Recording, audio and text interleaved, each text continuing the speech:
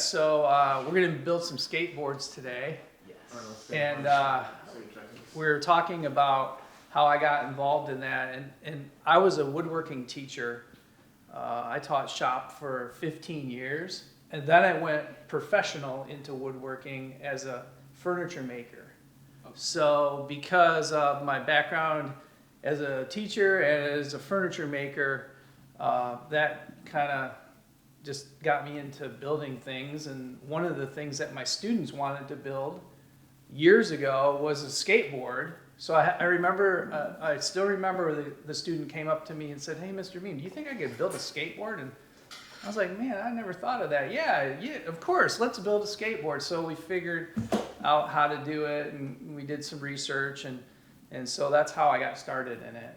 So I want to introduce Andrew here. Andrew is a student at Wayne State right now, and he contacted me because he bought some skateboard wheels. Yes, so I bought 500 skateboard wheels from Mr. Bean here, from Joe.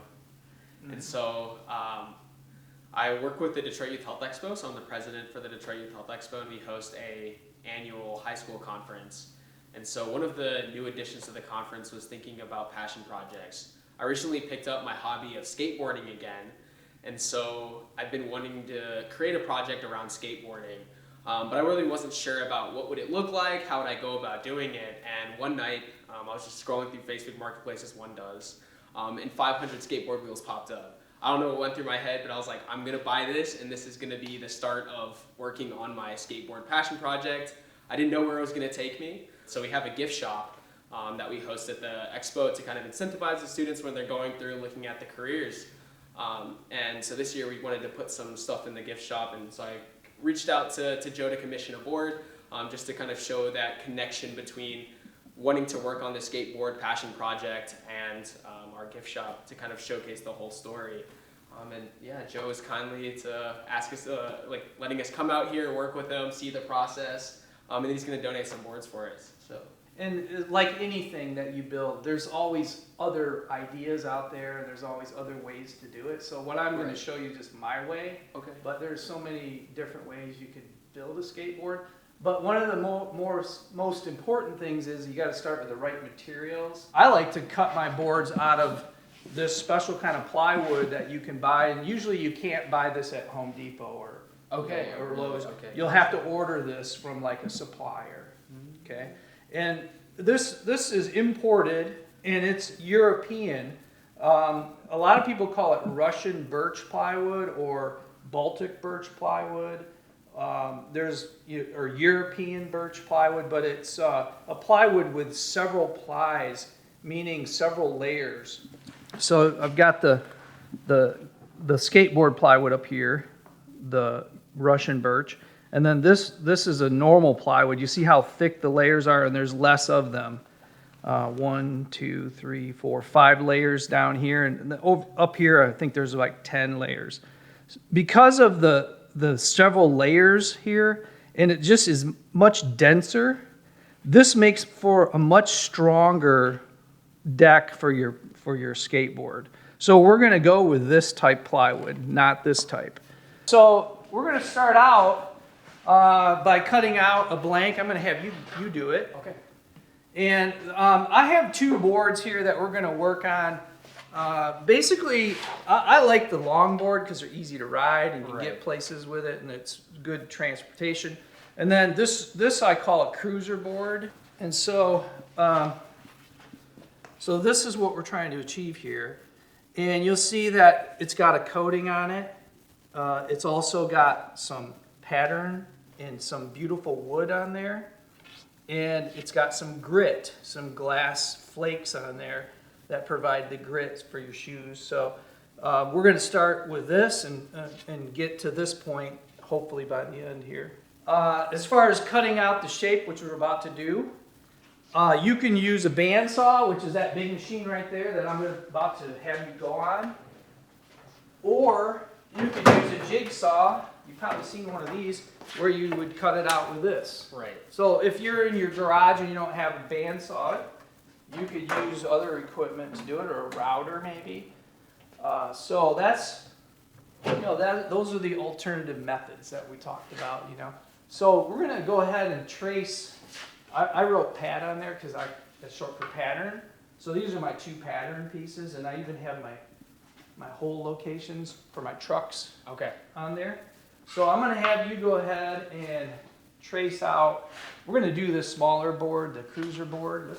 Now that pattern there, that's just an old skateboard that I traced, an old skateboard that I had in storage. Yeah. And I just use an old skateboard as a pattern. You could come up with any shape you want. Okay.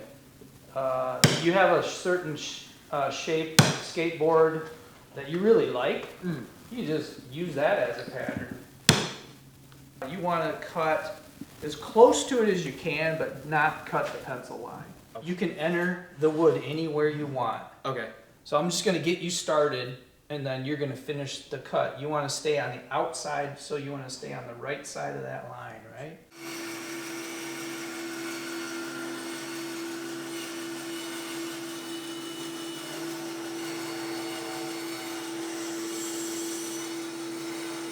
The next step is once you have your shape cut out, which you did a great job on it, we're going to go ahead and sand this outer edge and make it nice and smooth, because you can see there's saw marks all over here, and it's kind of wavy because you can't get a perfect cut. And so you could sand it with a power sander, a handheld sander like this. You could go up and down until you get all those waves out of there, and it would take a little bit longer than what I'm about to show you. Okay. This is an edge belt sander, and this will go a lot faster. So we're going to use this sander instead of this one. But if you're working out of your garage and you don't have one of these, then you could use this one easily.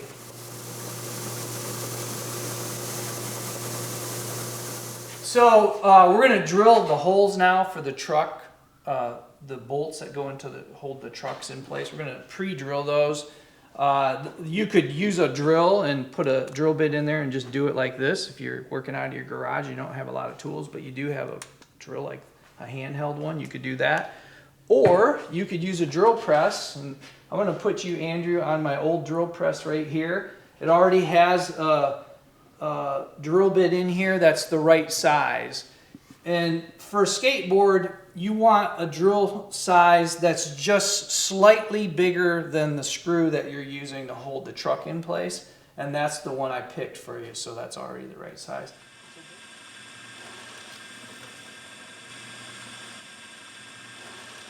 You could actually make a skateboard out of this right here with just putting grip tape on it, and then maybe painting the bottom. Okay. And then you could mount your trucks and wheels on there, and boom, you got a skateboard. Cool.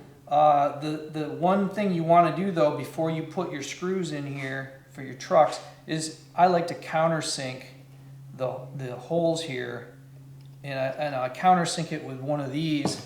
You could also use a drill bit. Basically what it does is it makes a dimple there so that when the screw goes down, it goes nice and flush on that surface. So you can see the screw has a little angle and it's tapered at the bottom of it. And so that's what this is. It corresponds with that taper. I just wanted you to be aware of that in case you're going to do grip tape. You need to countersink. Okay? So now let's talk about veneer. So I've pre-cut some strips of veneer. I had lots of scrap left over, and so I just accumulate scrap from furniture projects that is just leftovers. And there's all kinds of neat varieties. This is rosewood. This is teak right here, this one. And we've got some walnut, which is this dark wood, and maple. And this is a kind of an exotic wood called tamo. It's like an ash. Isn't that cool? And so I just like to use whatever that's nice looking, and just make different patterns. And so here's a few patterns that I made up yesterday. Okay. And we're going to make up a pattern for you today, so you're going to work on this. But this is one, I like the diagonal stripes. It's kind of something I like personally, but you may not like that, so you could do something else. but this is teak, tamo, walnut, and then black. The black. Black dyed, yeah. You can also cut little patterns out of like plastic, like plexiglass, and then you can trace them with an X-Acto knife. Gotcha. And then you can make, you know, whatever designs you want. But yeah, there's all kinds of things you could do. And I'm gonna show you something that I do with small pieces of veneer. So we're talking about recycling. Right. And so a lot of times you have like small pieces of veneer, like let's use this one. So you got this little piece of veneer and it's kind of too small to make stripes out of it. I usually just take the small chunk, and I have this punch that I had specially made for me, and it makes hexagons. So you stick it in this little slot right here, and then you move this plunger. And so you can take small pieces of veneer and use them with that punch system. And so you can, so I make a lot of hexagon skateboards because I use a lot of small pieces of veneer. And so you can imagine the skateboard with this hexagon pattern all through it. And sometimes I'll run a stripe down the middle and I'll put hexagons on both sides. You can get creative, you can do anything you want. Okay. To show you how I cut veneer, there's several ways you can cut it. You can cut it with a knife, like a utility knife, or an X-Acto knife. And when you use an X-Acto knife or a knife like that, you just would use a ruler as a straight edge, and then you figure out where you want your cut and you just cut it that way. The problem with that is sometimes it's jagged, it's not perfect. And when you're veneering, you want to have two pieces that fit perfect together, two matching pieces. And when you're veneering, you can't have one piece above the other. It doesn't work out. You have to have them butted against each other. And in order to make that joint, it has to be nice and straight without any flaws in it. So I'm going to show you how I like to cut straight lines. And this is how I cut the strips for the different patterns on the skateboards. I make this thing, it's just two pieces of scrap wood with a screw at the end. It's just my little cutting device. And I've had this thing for maybe 6 months, and then it'll get wore out, and then I'll make another one. And if I'm going to make a line like this, sometimes I measure a little bit to make sure it's straight. So I'll put it in there and I'll clamp it down between these two boards. And then I have this veneer cutter that I made using a razor blade. And you can see there's a piece of brass here that I put on here. This is a piece of scrap wood that I use. I hang it on a hanger, so I drilled some holes in it. But if you see right here at the end of my finger, there's a super sharp razor blade barely sticking out at the bottom there. That's what does all the cutting. And so I'm going to run this against the edge of the straight edge of this. I'm going to run it across there. You can see it cut it perfectly right there in a straight line. So if you want to make stripes, this is a real easy way to make stripes. And I've also cut veneer on the table saw with a special setup. But this seems to be the easiest, cleanest, safest way to do it. Let's go ahead and press this one. You can see it's just a striped pattern, and it's a little bit bigger than our board. Okay, so basically this is taking the place of grip tape. Right? And so you can see it hangs over the edge a little bit. And so we're going to go ahead and press this one right now. And the way we press this on there is by using a vacuum bag. And right behind you there's this big stretchy plastic bag. It's the size of a whole sheet of plywood, so I can fit large items in there. And I use it for furniture making when I'm doing cabinets and things. So something this small will go easily in there. And what we'll do is we'll seal it up, and it's like a vacuum sealer, like you would use for vacuum sealing food, you know? Yeah. But it's on a bigger scale, grand scale. So what I like to do is pull this sheet out. This is a sheet of what they call melamine, and it's a coated piece of plywood, and it's got like a plastic coating on it. so that the glue won't stick to it. So this is exterior glue, and I'm gonna let you roll it out, but basically we're gonna glue the surface.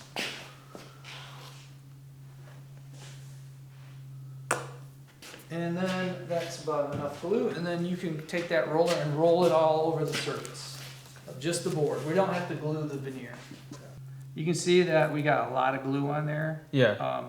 If you're gonna have too much glue, it's better than not having enough. Gotcha.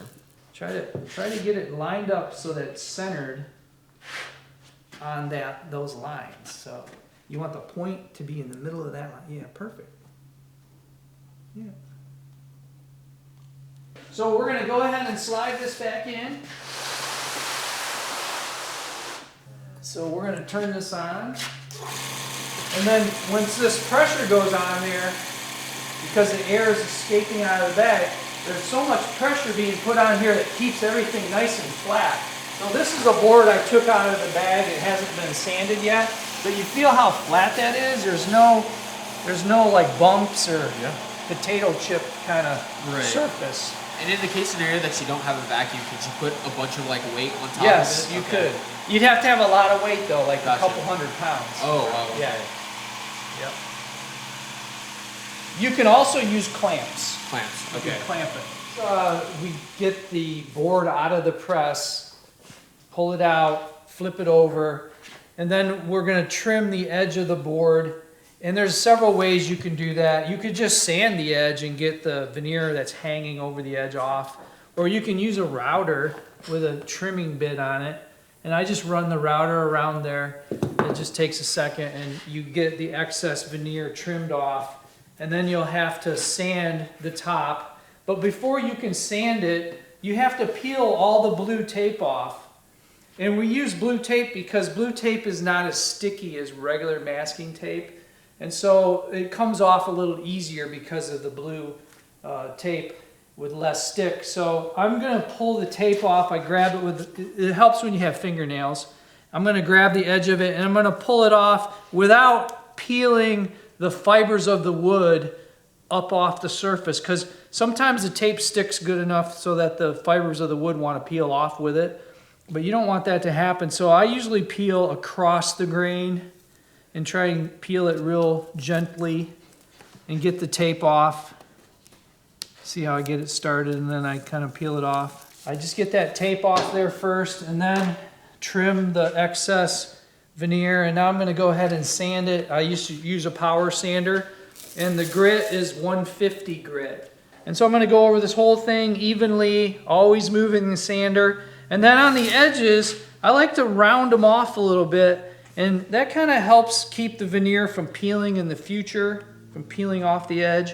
And it also kind of makes it smoother in case, you know, you get hit in the leg with the board or something happens and you don't have that sharp edge. So it's a little safer that way. And I call that easing the edge. So I'm going to ease it with my sander.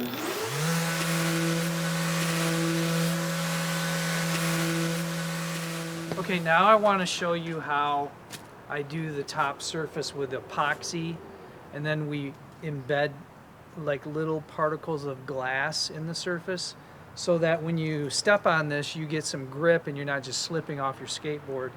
And this is basically taking the place of grip tape, which has traditionally been used on skateboards. You just, you know, peel and stick it, and then you just stick down grip tape, and then you have that a surface that has the abrasion, kind of an abrasive texture to it, so that you have good grip. And so we're going to achieve that in a different method by using epoxy, and then we're going to sprinkle glass particles into the wet epoxy, and then when it dries, the glass particles will become our gritty surface. So we're going to do this process right now, and I want to, before we get started on it, I wanted to show you the glass. You can buy this recycled glass. It says 100% tumbled glass. That means that the glass was put through a process so that it's not super sharp. It's abrasive, but yet it doesn't have really sharp points to each little crystal. It has a little bit of a tumbled effect to it so that it's not super sharp. And I put it in a little shaker like this, and I just used a little almond container. You can see I punched little holes in there.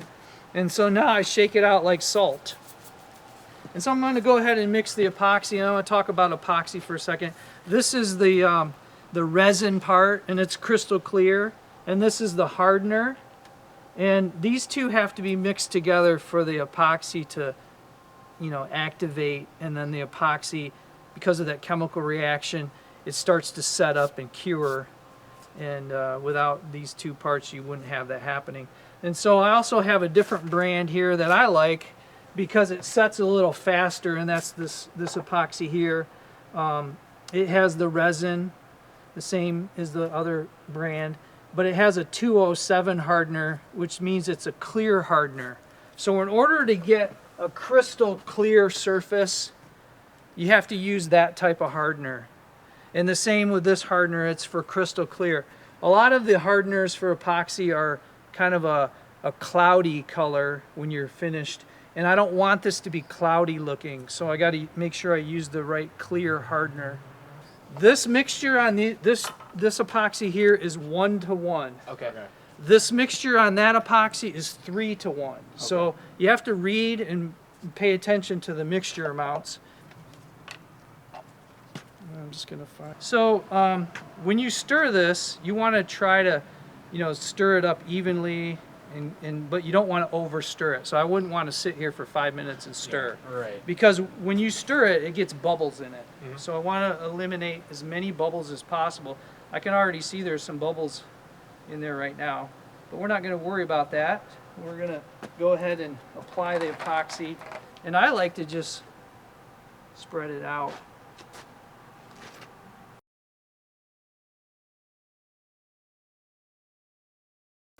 Okay, I'm going to let you go ahead, and you want to work it towards the middle first. Okay. Because if you let the epoxy go off the side, it's not good. It's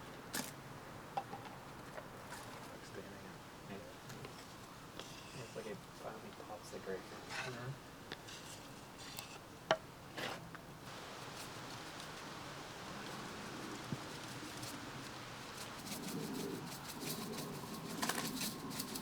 Okay, so now the last thing I do is I just kind of go around it to make sure there's no real obvious drips. Sure. And sometimes I'll go back and I'll just kind of drag the surface a little bit, just to make sure that the grit isn't too sharp. It kind of takes the sharpness of the grit away a little bit. Show you how we find the holes, because the holes were covered up when we veneered it, so now we have to find them again. So I'm just going to put the pattern over here, and then I like to take a small drill bit because it won't tear the wood up because it's so small. And I just like to come over and find the hole. There it is. There.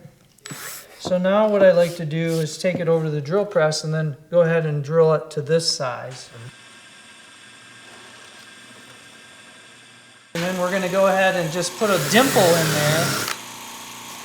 Just a small dimple in the top surface.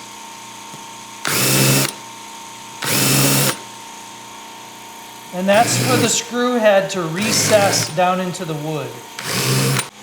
Okay, so we're going to mount one truck just to show you how they're mounted. But once the holes are countersunk, they're ready to go. I still have sawdust and stuff there, but once we're ready, we're going to get the trucks lined up. And the truck, this is the type of truck where the adjustment screw for how stiff it is and how it turns the skateboard, that goes towards the inside of the board. So it's going to go this way. So I'm going to go ahead and put it on there. And also sometimes there's a rubber piece that goes underneath the board between the truck. You don't have to use one, but most people do. It just gives you a little bit of a space so that the wheel doesn't rub against the bottom of the board. Gotcha. So we're going to use a spacer, and that will correspond with those holes. And then we're going to go ahead and put the truck on here. Remember, the adjustment screw for how stiff the steering would be on this truck goes towards the inside. And then I'm going to poke a screw up from the bottom. And then I'm gonna put one of these locking nuts on there.